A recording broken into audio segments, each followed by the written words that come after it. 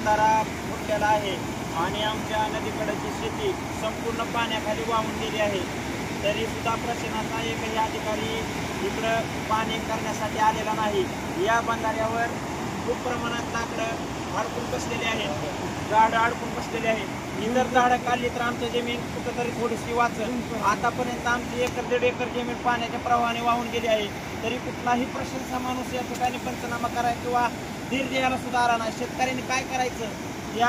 या पारंडा तालुक्यातील सर्व अधिकारी वर्गाला, तहसीलदार वर्गाला, पाटबंधारे विभागाला माझी एक विनंती हात जोडून की तुम्ही लवकरात लवकर आम्हाला काय निर्णय लावावा आणि ही झाडं बंधाऱ्यावरची काढून आम्हाला पाणी जाणारं कमी होईल, एवढीच माझी विनंती आहे।